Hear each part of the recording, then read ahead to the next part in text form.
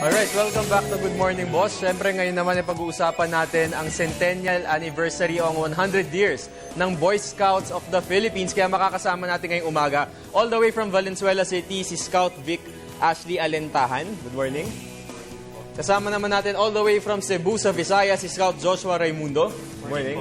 Okay, at kasama rin natin all the way from Mindanao, Zamboanga City, Scout Jericho Ortega. Okay, so syempre congratulations sa Boy Scout of the Philippines kasi nga ngayon centennial anniversary ng inyong grupo. So unang-una, pwede nyo bang ilarawan nyo yung buhay nyo bilang scout sa mga boss natin? Go ahead. First of all po, being a scout is one of a lifetime chance or opportunity kasi po, being a scout, it's not about campings lang or going overnight camps in school, but yung scouting po has changed my personality in a more positive way. Alright. Saan mas na-develop pa po yung leadership skills ko na pwede kong magamit in the future. Okay, ikaw Joshua. Kasi po, hindi lang po yung camping yung binibigyan din namin. Mas binibigyan din namin yung pagtulong sa kapwa namin. Kasi nandun sa scout out namin na to do good in the community and to help others at all times. Kaya nga po yung motto namin is laging handa. Kasi po, lagi kaming handa na tumulong sa ibang tao sa anumang oras. Kasi once a scout is always a scout po. Okay, Jericho. Yung sa akin naman po, being a scout is a moral obligation. Kasi alam naman natin lahat ng tao ay may purpose sa buhay. So sa aming mga scouts, tulad sa sinabi ng aking kasama, sa aming Scout Tenlo, nakasaad yung to help other people. Okay. Okay.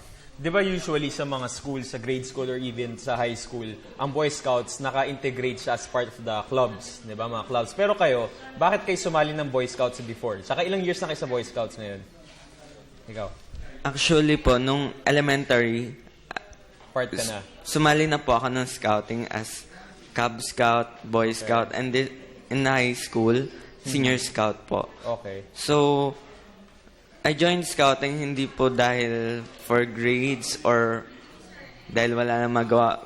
I joined scouting kasi po I want to. Okay. Kasi, yung life kasi po in high school is parang boring kung wala kang gagawing ibang walang activities. Recreational activities Okay. like that. Alright, ikaw naman. Sumali po kasi gusto ko pong tumulong sa mga tao kasi ang sarap ng feeling pag natulungan mo yung isang tao tapos nakikita mo yung masiglang ngiti sa kanilang mukha dahil hindi lahat ng tao nakakaranas ng kasiyahan sa kanilang buhay. Kaya yun po, sumali ako para tumulong sa kanila. Okay. Sumali ako not only because of the motivation of my parents to join the movement, pero as a person naman, naengganyo rin ng sumali kasi not all the things that you learn in school can be applied in scouting.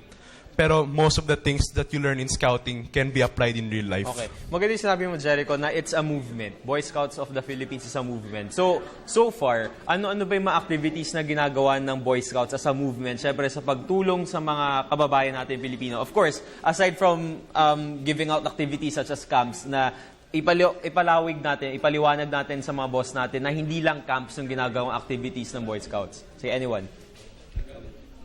Kagaya nung nangyari po sa Visayas nung tinamaan po ng Typhoon Yolanda.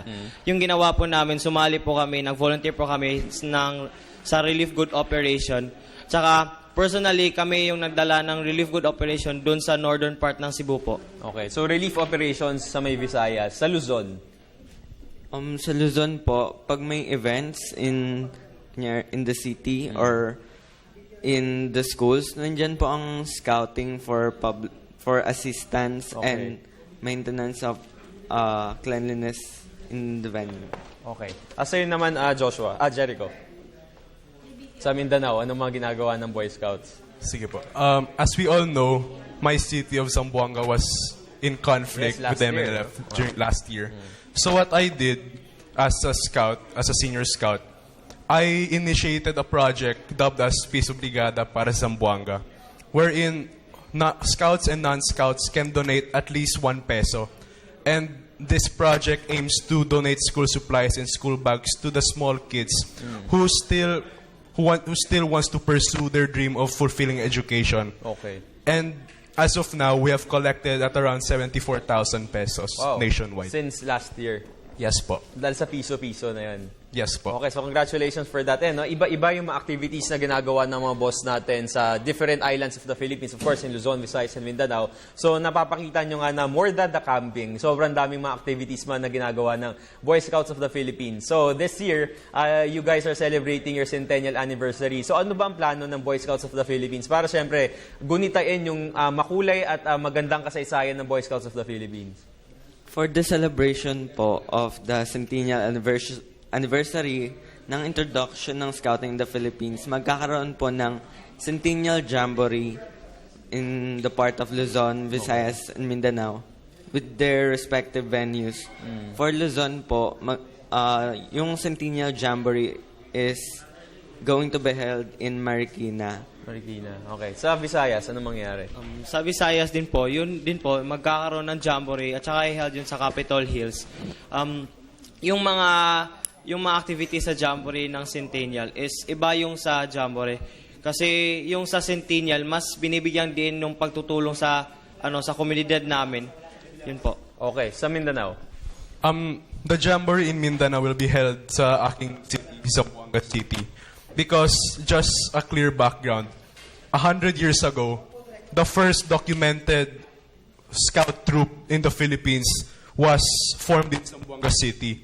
It was formed by an American soldier Okay. in the with composed of 24 Moro boys from Zamboanga City. Okay. So, yeah, marami na tayong mga nalaman kahit briefly about the Boy Scouts in the Philippines, kung ano nangyari sa Luzon, Visayas at Mindanao. Pero ngayon sa pagtatapos ng interview natin, gusto ko sana humingi sa inyo ng maikling sagot lamang sa tanong ko dahil sinabi nyo kanina na laging handa kayo. So, bilang individuals ng Boy Scouts of the Philippines, laging handa ka para saan? Kaya simulan natin sa'yo.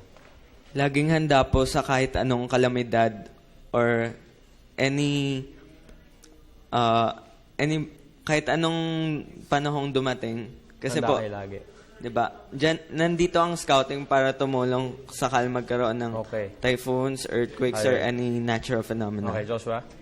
Ako po, lagi po akong handa para tumulong sa mga kabataan, kagaya ko, at saka yun po sa mga matatanda na kailangan po talaga nila ng tulong po. Okay.